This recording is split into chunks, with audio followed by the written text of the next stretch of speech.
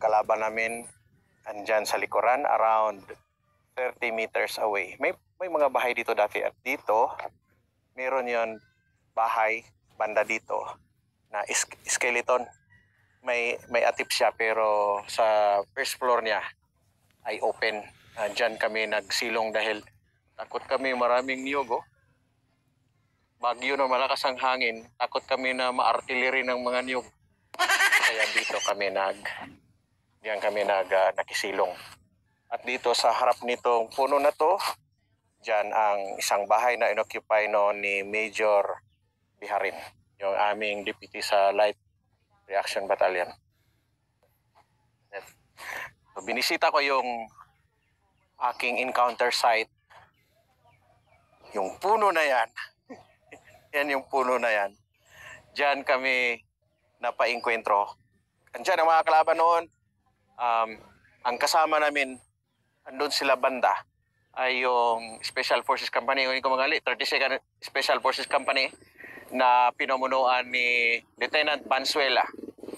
Yung 12 Scout Ranger Company, around 400 meters away doon, yan, sa direksyon na yan, doon sila nag-occupy ng patrol base doon. And about 700 meters away, ando naman yung Light Reaction Battalion, kasama nila doon ni Lieutenant Colonel Bob Morales ay ang 20 SRC, si First Lieutenant Sam Yungke.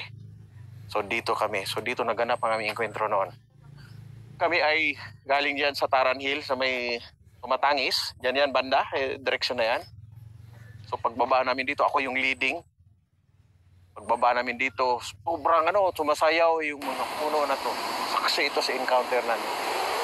Yung aming pag-occupy dito ay para temporary na harboring dahil ang aming target ay dito pa banda sa bandang Sunugan.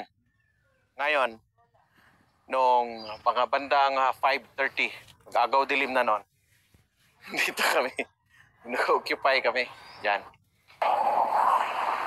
Unforgettable para sa akin dahil ang Abu Sayyaf nag-boodle fight sa likod lamang ng pinag-occupy namin na bahay. Hindi nila alam na dumating kami. Siguro, stock with the panther kami. Nandun sila sa likod. Kami ay andito. Ngayon, nag-utos ako kay noon ay si Corporal Rosel Tyros.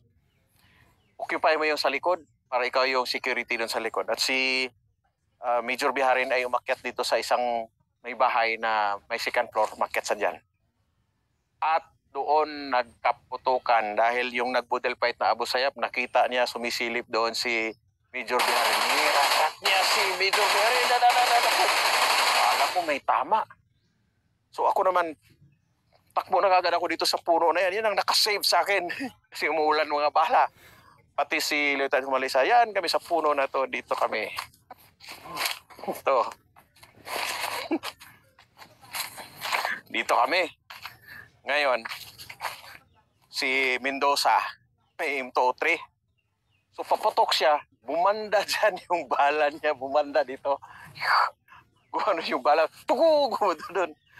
Hindi niya nakita na may sinabitan na may sinabitan na sanga. So kami ni Tanto Malesa, dahil noon ay nagpapalit ako ng medyas, nakatakbo ako, nakapaa ako. So dito ako, nag-cover ako. Tinitingnan ko, hindi ko makapatok kasi nasa harapan yung dalawa. Bumaba na si Major Biharin dyan. Sumama na siya dito. Bago kami nag-forward, punta doon. So, yung tropa ko nasa harapan ay tinapatan na namin. Pinamortar. Yung nag-boodle fight doon, pinamortar ko silang pinamortar. Automatic fire yung M14. Ginawa niyang auto si Mario Gabin, si PFC Mario Gabin. Ang nangyari, lumipad ang kanyang, yung part ng kanyang baril, yung bolt, lumipad. At pumunta sa akin, sir, sira. Anong palagay mo sa akin? Taga-ayos ang baril? Hindi ko naayos yung baril niya. Ayusin mo, hanapin mo. Pinahanap ko sa kanyang bolt dito. So, naiwan siya dahil nag-assault na kami papunta doon. So, yun ang aking memory dito sa lugar ng Lanao, Dakula. Sometime in September 26, 2000, noong aming encounter dito.